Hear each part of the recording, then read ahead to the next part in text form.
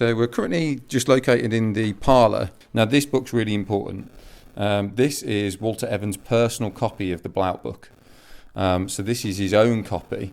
This is the inspiration for everything at Boscobel for the Evans family. So we've essentially got their own personal copy. As I open it up, just at the very front page just here, you can see their kind of inventory where it says Walter Evans Boscobel on the first bit, and then later on it's then been passed on to E and F Evans, so Elizabeth and Francis Evans.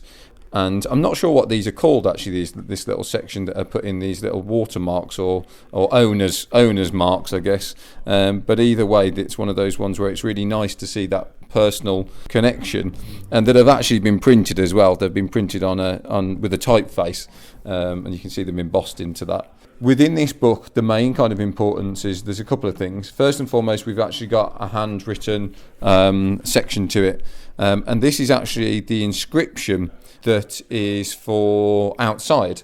So you know the Latin inscription that was put in by the Evans family. This was basically added in here, but the handwriting itself is actually from Ellen Evans, and she's in about her 20s when she's writing this. We can see in there that beautiful handwriting of the inscription, which is in Latin outside. So the relationship, Ellen is the youngest sister. So we've got Elizabeth and Francis, and then you've got Ellen, who's the youngest, and she's actually the one that undertakes that, with the pebbles and with things. the pebbles, and whether she was studying Latin.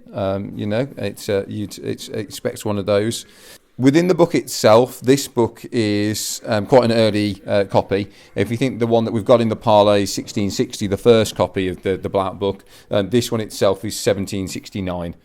So it's still, it's still quite an early copy.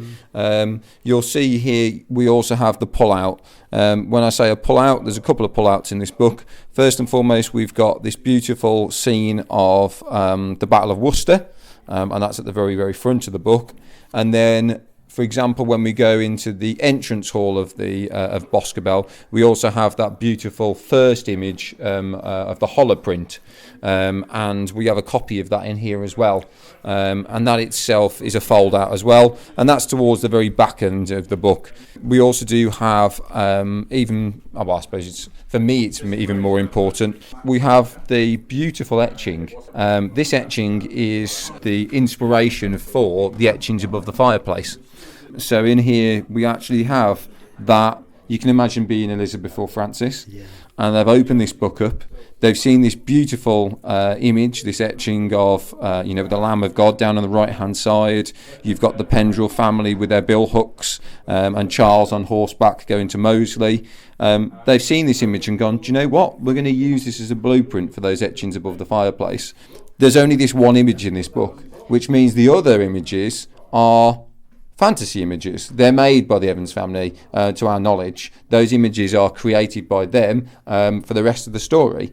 However, what they have done is this surrounds this kind of frame with the as I was saying, the Lamb of God on the right hand side, the lion at the bottom, these kind of Greek mythology characters there.